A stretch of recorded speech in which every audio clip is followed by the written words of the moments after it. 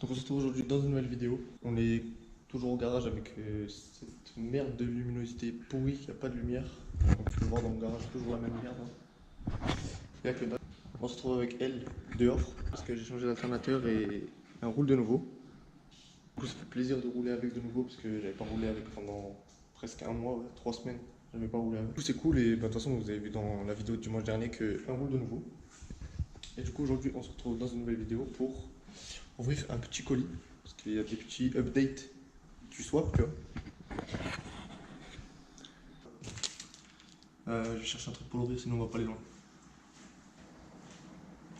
On se met d'un petit couteau.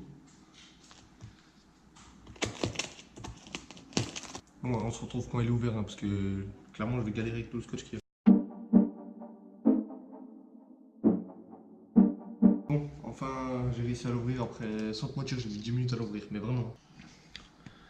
Donc c'est une crémaillère de E36, une crémaillère direction assistée. Elle vient d'une 318 IS. Et bah, du coup si tu veux mettre direction assistée sur ta E30 et que tu vas faire un swap, avec bah, déjà le moteur, faut qu'il ait la direction assistée. Et ensuite, il faut que tu rajoutes une crémaillère de E36 et des cardans de E30. Mais des cardans de E30 qui avaient déjà la direction assistée. Et ça, vas-y pour trouver, tu vois. Parce qu'il faut savoir qu'il n'y a pas eu beaucoup de E30 qui ont eu la direction assistée, donc c'est vraiment une pièce qui est très très rare. Après, pour ce qui est de la crémaillère de E36, vous pouvez prendre toutes les motorisations possibles, enfin tout ce qui existe.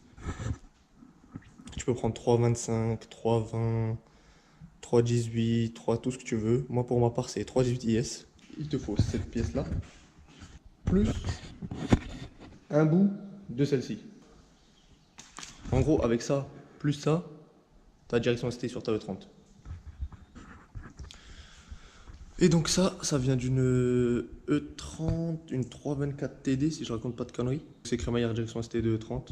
Moi, je sais, avant, j'ai dit c'est rare, mais j'ai quand même réussi à trouver genre en 2 semaines, tu vois, même pas. Mais parce que je connais des gens qui achètent des E30 et qui les revendent pour pièces tout le temps, tu vois, genre, ils font que ça. Après, une fois que tu mélanges elle et elle, ta direction assistée sur ta E30. Et il faudra que tu rajoutes des cales, je crois, moi, il dit c'était 3 cm, un truc comme ça. Ou, enfin, je sais pas, en gros, il faut que tu rajoutes des cales quand tu mets ta crémaillère, parce que sinon, ça passe pas en fait. Du coup, enfin bref, de toute façon, ça, je vous filmerai quand je le ferai sur ma E30, comme ça, je vais essayer de bien vous détailler tout pour que vous puissiez savoir comment on fait, parce que moi-même, je sais pas, c'est quelqu'un qui va me montrer. Du coup, ben voilà. Et j'ai ramené aussi de mon autre garage, parce que j'ai dû déménager toutes mes pièces que j'avais dans l'autre garage, les mettre dans un autre garage, enfin bref. Mais du coup, ça ici, c'est bien, ce qui est bien, c'est que c'est plus près de chez moi. Du coup, ben, je peux plus travailler sur le moteur. Et donc, du coup, là, j'ai récupéré ma boîte de vitesse.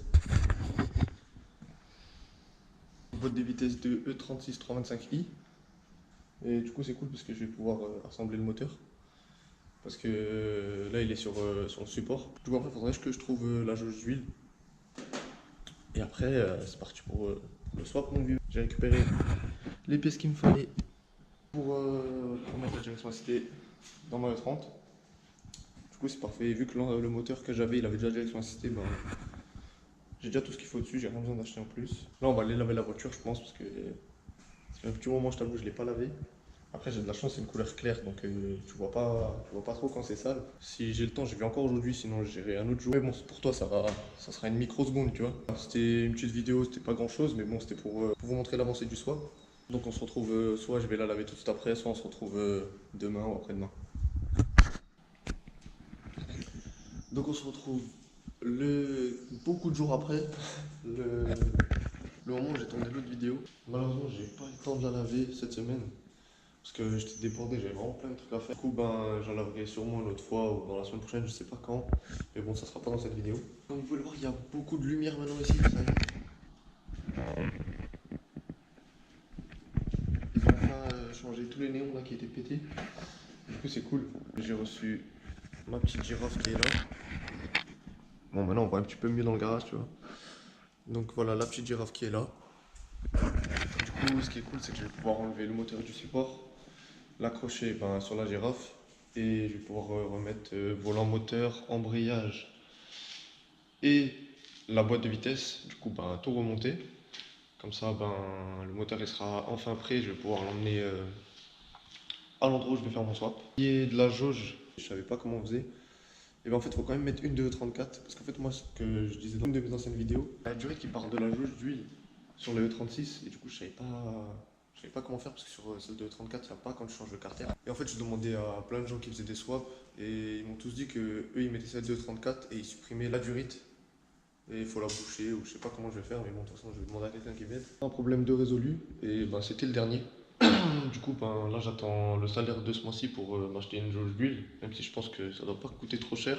Si jamais vous avez des jauges d'huile de 34 à vendre, moi je veux bien, parce que j'en ai pas. Après on m'a dit que chez BM ça coûtait pas cher. Je vais aller cette semaine je pense chez BM voir combien ça coûte. Et ça coûte pas cher, je prends une neuve de toute façon, donc on verra ça la semaine prochaine. C'était une vidéo assez courte, rien de fou, c'était juste pour vous informer de l'avancée du swap. Et je voulais vous demander aussi, j'ai ce qu'il faut à la maison pour mettre les feux en jaune. Du coup, je sais pas si je les mets ou pas. Parce que j'aime bien comme ça en noir, enfin en noir, en un peu teinté, tu vois. Mais du coup, je sais pas trop. J'aimerais bien les mettre en jaune pour voir, mais bon. Je sais pas, franchement, je sais pas. Je sais pas ce que ça va donner, si ça va être beau ou quoi. Après, bon, ce que j'ai, c'est du vinyle, c'est des trucs. C'est comme cela, on chauffe, on tire et voilà, quoi. C'est un peu comme du covering, quoi. Et voilà, donc je sais pas, soit je les mets en jaune, soit je les laisse comme ça, je sais pas trop. Voilà, je sais pas. J'ai envie d'essayer en jaune pour voir ce que ça donne. Si au pire j'aime bien, ben je laisse. Ou j'achèterai des vrais jaunes. Mais des vrais jaunes ça coûte trop cher, je peux pas mettre de l'argent là-dedans. Et si après avec les jaunes je vois que j'aime pas, j'achèterai des teintés directs en fait. Ou en fait c'est pas une feuille que tu mets, parce que moi c'est une feuille que tu mets par-dessus du coup niveau visibilité. Déjà là le 30 c'est pas un truc fou, mais avec ça par-dessus c'est pire encore tu vois. Donc j'achèterai direct avec le fond en fait. C'est là tu vois le fond il est blanc. Et tu peux en acheter avec direct le fond en noir. Du coup ça fait que c'est vraiment bien. Du coup dites-moi si est-ce que je devrais les mettre en jaune ou laisser comme ça. Je sais pas du tout. Par la suite je vais aussi peindre les pare-chocs. Bon ça je le ferai vraiment par la suite. Je pense que c'est pas ce que j'ai besoin de faire tout de suite. Ce que j'ai besoin de faire tout de suite ben, c'est mon swap. Et ouais niveau esthétique je vais faire ça. Je vais peindre ce pare-choc là. De la même couleur que la voiture. Je vais laisser juste ça en noir. Ça après il est un peu frotté ici mais bon ça c'est pas un souci. Et ça et le en bas de la même couleur que la voiture. C'est vraiment quelque chose qui change toute la voiture. Bah, surtout sur les phases 2 quoi. Parce que les phases 1 non c'est chromé. N'oublie pas de me dire dans les commentaires si est-ce que je devrais mettre les feux en jaune ou les laisser comme ça. On se retrouve dimanche prochain et on va, je pense, dans la prochaine vidéo je vais enlever le moteur du support, l'accrocher sur la girafe, remettre volant moteur, embrayage et boîte de vitesse sur le moteur.